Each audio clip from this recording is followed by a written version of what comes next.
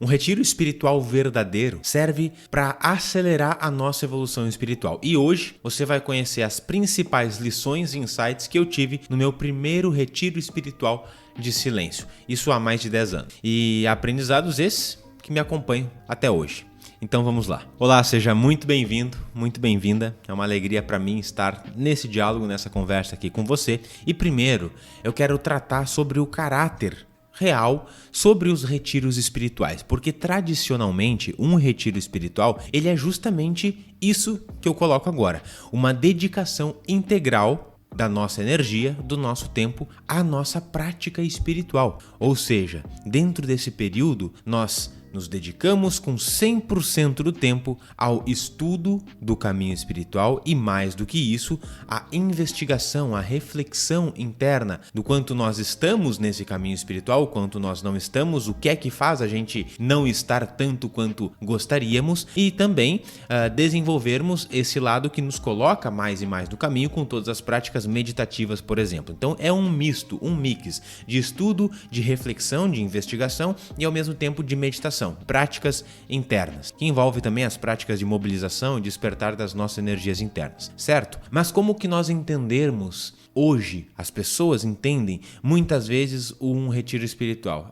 Que é aquele período em que nós vamos descansar, né? Que eu vou me tirar um pouco desse estresse do dia a dia, desses anseios da vida contemporânea e muitas vezes se entende como um período de férias. Muitas vezes as férias é isso, é o descanso. Agora, um retiro espiritual não é isso. Um retiro espiritual verdadeiro é justamente o contrário. É um trabalho intenso, laborioso sobre si mesmo. Para que a gente possa, justamente, o objetivo do retiro, de todo retiro, sincero, é conquistar internamente as virtudes necessárias, avançar no caminho espiritual, isso é avançar no caminho espiritual, para que depois desse retiro a gente consiga perpetuar essas nossas conquistas na nossa vida comum.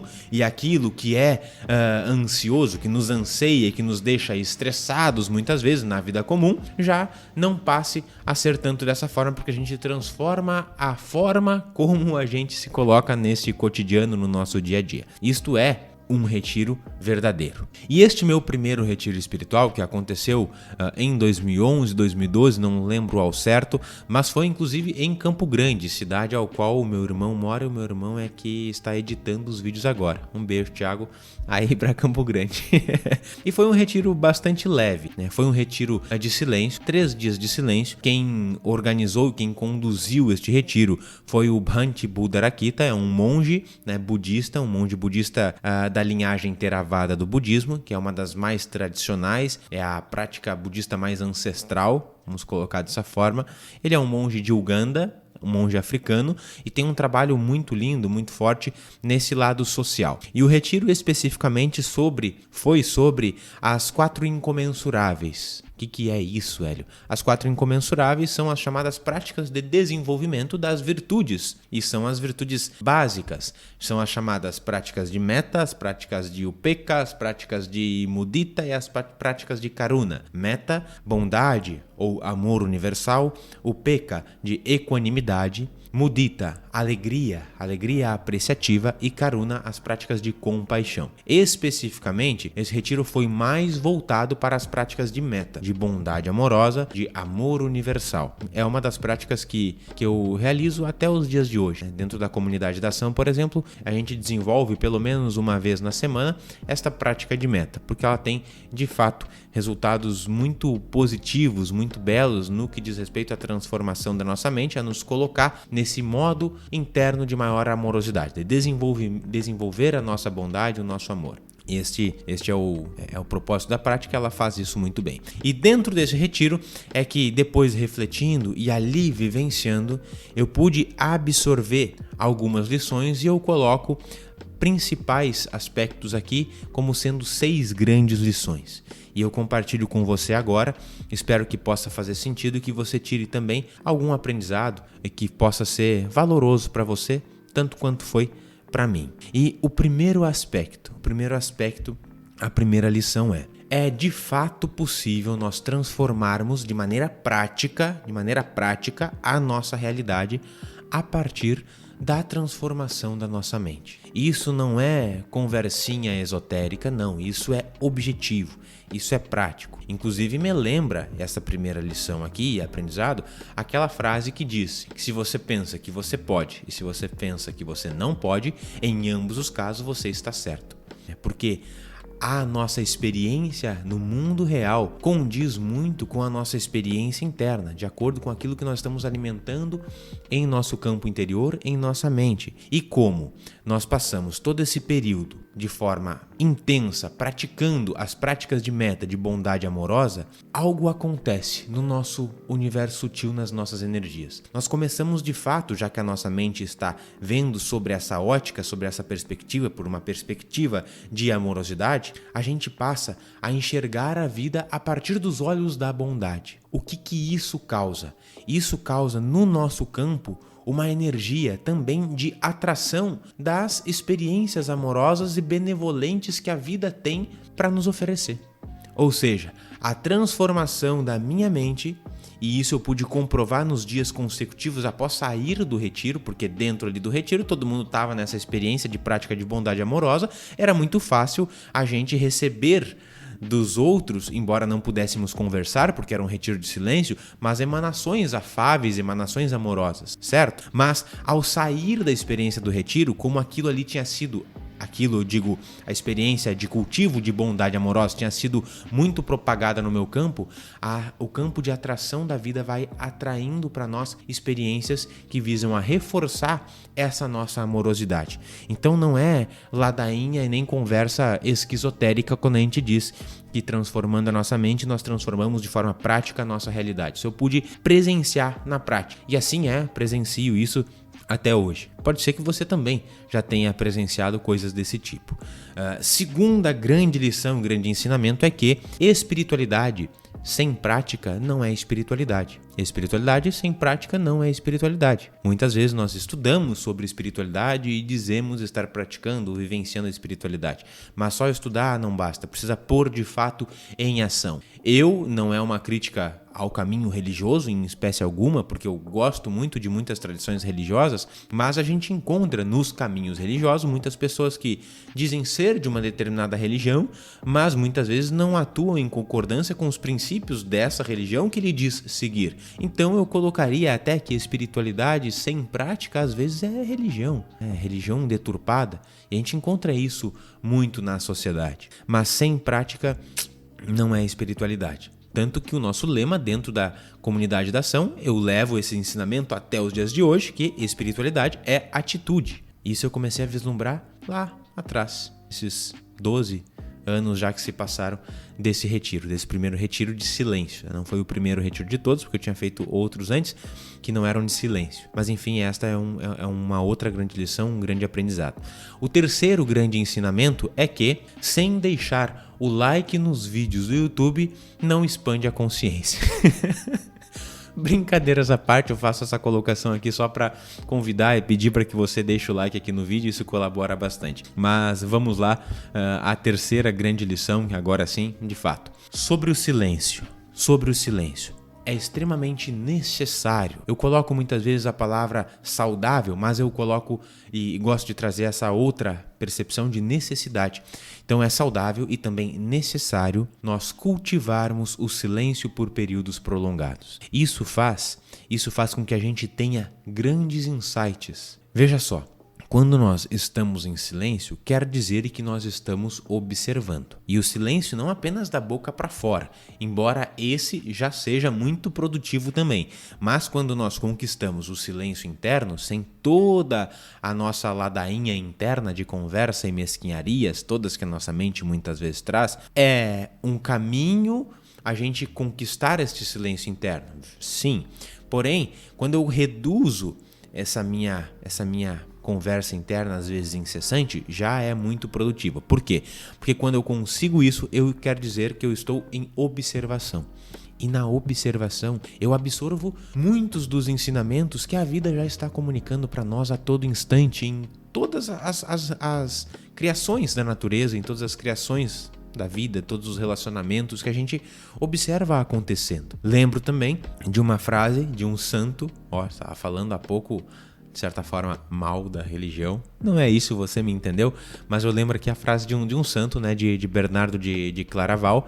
Ele coloca algo no seguinte sentido, que você encontrará mais nos bosques do que nos livros, porque a natureza, as árvores, as pedras poderão te ensinar coisas que nenhum homem vai te dizer. E os livros são escritos por homens, por seres humanos. E na observação da natureza, das árvores, das pedras, da dinâmica da natureza, a gente absorve muita coisa, muita coisa. É o princípio todo taoísta, por exemplo, das práticas marciais chinesas, da meditação, de linhagem taoísta, e é o fundamento aqui dessa minha colocação, desse ensinamento. As práticas xamânicas todas também vêm dessa simples observação da natureza. Druidas, celtas, xamânicas, de todas as formas e tipos. Então, este ponto é o terceiro grande ensinamento. Quarto, vamos a ele. O nosso crescimento espiritual, ele é extremamente acelerado quando nós utilizamos método comprovado, adequado. Sim, o caminho espiritual, ele possui método. Ele possui sim uma forma de ser trilhada. É claro que todos os caminhos levam ao Pai. Se essa tradição, com a sua forma de criar a sua metodologia de avanço no caminho espiritual, ou aquela, não é que tem uma forma, só um método que funcione, mas ter um método é fundamental para acelerar o nosso crescimento espiritual. Meditação, por exemplo, que muitas pessoas eu vejo dizerem, não consigo meditar, não consigo ficar sem pensar em nada, é porque muitas vezes não experimentaram um método correto, adequado, assertivo. O que eu ensino, por exemplo, dentro da comunidade da ação é simplesmente uma metodologia que sequer foi eu que inventei. Isso já é utilizado há milênios por essas tradições e caminhos espirituais. Eu apenas remodelei para que a gente possa melhor absorver no nosso contexto atual e assim a gente consiga ter os melhores resultados possíveis. Caminho espiritual existe método, possui método e é um método científico. Tanto que se a gente observar de uma determinada tradição, aqui no caso o retiro era de linhagem budista, a quantidade de seres que aplicaram essa metodologia de prática de desenvolvimento espiritual na via budista e que chegaram a um resultado de iluminação espiritual é enorme. É enorme, então é muito mais do que comprovado. Está comprovado há milênios por centenas, milhares, dezenas de milhares de pessoas. Não apenas no plano físico, mas no plano astral também, porque o nosso desenvolvimento ele continua após encerrarmos a nossa vida material, né? Então, nós temos grande ganho quando a gente utiliza um método adequado. Não dá para sair fazendo uma prática aqui, uma prática acolá, até dá, mas a gente vai demorar muito mais tempo para chegar no nosso objetivo. É muito mais assertivo quando a gente usa uma metodologia que já foi testada, treinada, averiguada por muitas e muitas pessoas. É o que eu coloco dentro da comunidade da ação, por exemplo. Vejo que isso é o que mais traz resultado. Quinto ponto. Quinto ensinamento. Além de nós termos uma motivação pessoal, isso é importantíssimo, senão a gente não vai a lugar nenhum, o contexto, o ambiente em que nós estamos, ele é fundamental também para facilitar o nosso progresso, para facilitar a nossa prática. Portanto, a organização ela é imprescindível ao progresso espiritual. A gente não consegue realizar, praticar, inclusive essa metodologia que nós acabamos de falar no último item, se nós não temos organização. E a organização está conectada com a disciplina, mas dentro do retiro a gente observava uma dinâmica, uma rotina extremamente organizada. E assim é nos contextos monásticos também, em que se dedica a vida ao contexto, ao caminho espiritual, ao progresso espiritual. Existe ali uma grande organização, porque sem organização não existe cosmos. O universo é cosmos porque é extremamente ordenado, organizado. Se nós não angariamos para nós essa organização também, a gente não consegue fluir com o cosmos, fluir com o desenvolvimento do universo, que é o nosso próprio desenvolvimento espiritual. Então, o ambiente é fundamental. Se a gente tem um ambiente completamente turbulento, desorganizado, tumultuado, não adianta a gente querer começar a trilhar o nosso caminho espiritual. Primeiro organiza a matéria, primeiro organiza o seu entorno, que isso tudo vai comunicando uma predisposição de organização interna também, porque os planos são correspondentes. Lembrando a segunda máxima egípcia de Hermes Trismegisto. Então, assim chegamos ao sexto e último aprendizado deste retiro espiritual de silêncio. Não foram os únicos, mas foram os principais, que é a comunidade. a comunidade. O poder da Sangha, dentro do budismo é tido como Sangha. O que é a Sangha? São os nossos amigos encarnados de sadhana, de prática espiritual. E o que eu quero dizer é que o poder da Sangha é gigantesco, é enorme para fazer a gente progredir no caminho espiritual também. A gente precisa estar, além de munido de uma metodologia adequada, de um ambiente produtivo, favorável, estar rodeado de amigos, de pessoas que estão nessa mesma jornada que nós, com as mesmas intenções que nós. A força da egrégora do campo nos carrega. Muitas vezes existem aqueles dias que nós não estamos muito bem, mas a força da egrégora faz esse trabalho por nós, não deixa a gente esmorecer e cair na preguiça da prática. Então a gente segue com o nosso exercício das práticas espirituais. É este o fundamento também que eu levo em consideração para criar a própria comunidade da ação, porque nós nos reunimos todos os dias, diariamente, para meditar em grupo, numa chamada de vídeo, todo mundo junto. E eu tô todos os dias mandando mensagem lá para as pessoas, para que a gente possa se reunir. Lembra da prática, vamos lá. Lembra da prática, vamos lá. Esse é o poder da Sangha. Tem dias que a gente não está motivado. A gente precisa fazer aí pela disciplina, porque senão a gente não vai alcançar aquilo que a gente de fato quer. E muitas vezes o que a gente quer é só ter uma vida boa, com paz interna, com equilíbrio emocional, com bem-estar. Mas isso tudo é cultivado. E se a gente não mantém a nossa prática, a gente deixa de cultivar e a terra não produz nada fértil. Para depois reordenar uma terra que já está infértil, vai dar muito mais trabalho. Agora, se a gente mantém cultivando, fica muito mais fácil ter bons frutos naquela terra ali. Então, o poder da Sangha, das boas convivências, é fundamental. É fundamental. E estas são as principais lições que eu retirei do meu primeiro retiro espiritual de silêncio.